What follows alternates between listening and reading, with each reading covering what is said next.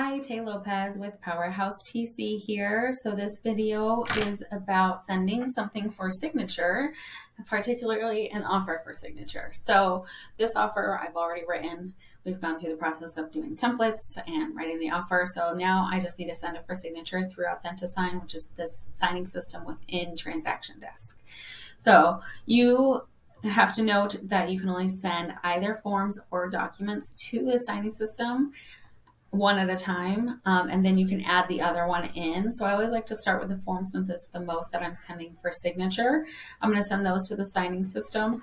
So here we are in our transaction, and I am just from the dashboard. Let's say we're at the dashboard, and you can click on that last transaction that you were working on, and then go over to the forms and click Go to Forms. And here's our forms that we need to send for signature. So select all the forms that you want to send for signature. You can either select all and then just deselect what doesn't apply, or you can just select them one by one.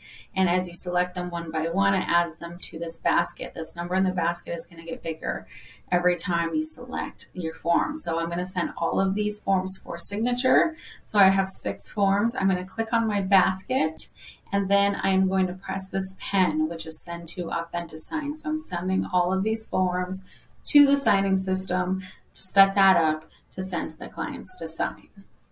So it's thinking for a minute.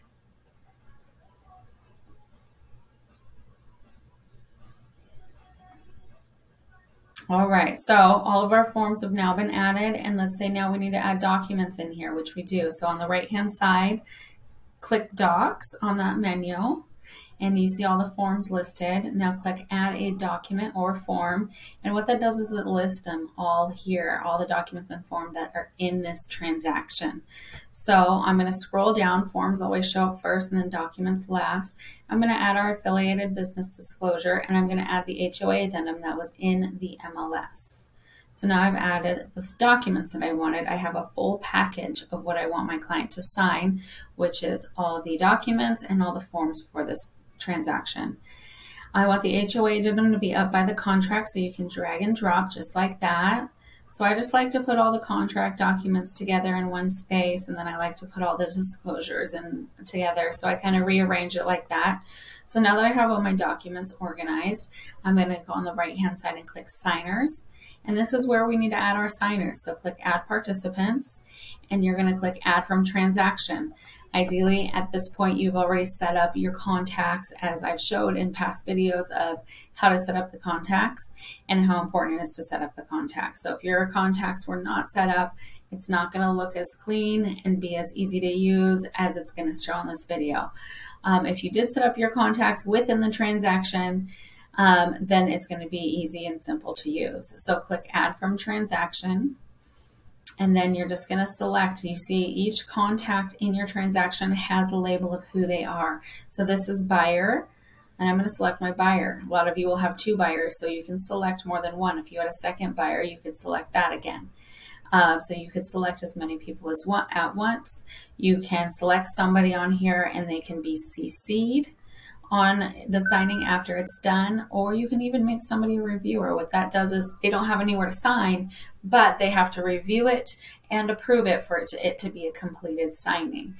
I see that situation a lot when it's like kids for elderly parents or parents for young kids, a husband and wife situation where one of them is on the contract and the other one is not, due to loan purposes, but the other one still wants to be 100% involved in the paperwork.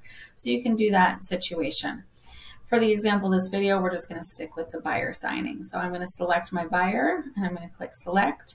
And what that does is now it recognizes this is the buyer, and on all of the documents that it has, it's going to recognize where is this buyer supposed to sign. And as you scroll down, you'll see it has now applied all of the initials on the forms that it recognizes. It doesn't know what year, so you're always going to have to come in here if it doesn't recognize the year and delete the box that doesn't apply so that your buyer does not initial both spots. And we're going to scroll down. So that's the only change I have to make on the contract. HOA addendum comes next. Now the HOA addendum is not a form. It doesn't recognize that it's a form because it was a document that came from MLS. It's already been signed by the seller.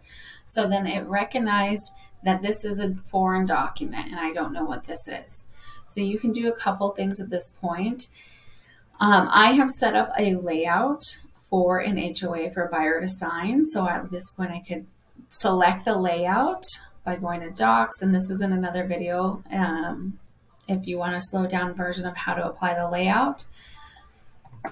And I could choose my layout that says HOA buyer sign and apply that. You can just drag and drop as well.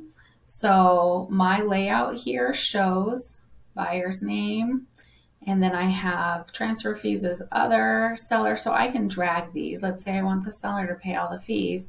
I can just drag them at this point, and then the buyer signs here. It looks like there's no address on this HOA addendum, so you can take a text box and you can type in the address here.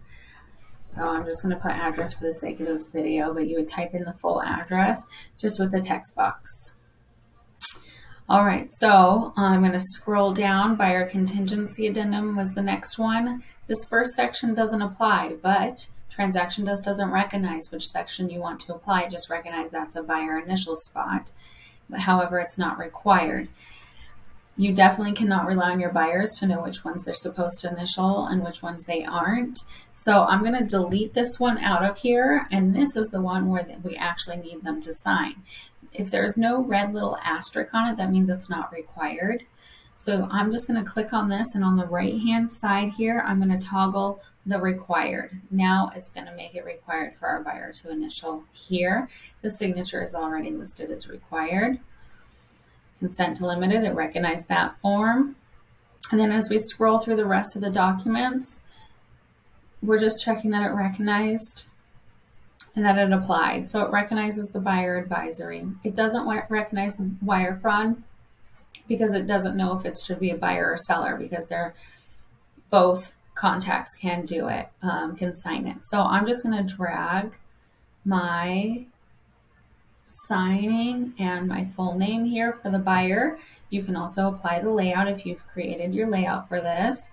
Same thing for this affiliated business disclosure. I'm just going to drag full name, buyer signature, and date, so that's applied here. So I have gone through and fixed every signature spot, made sure it's all assigned as it's supposed to be assigned, and now it's ready to be sent for signatures.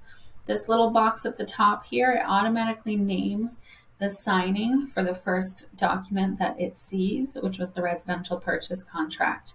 This is the subject of your emails, so you want to make sure and name this something that your buyers are going to understand. I always name it offer and the address on there so they know that. And then now you click next, and you can set up to send a reminder every day at a certain time. You can customize the invite and write something in here. Maybe you want to explain stuff to them. And then once you've done that, you can click send, and that is sending it for signatures. So the document is now showing sent, and it's showing 0 of 1 completed. And that is sending an offer for signature. So I hope this helps, and reach out if you have any questions.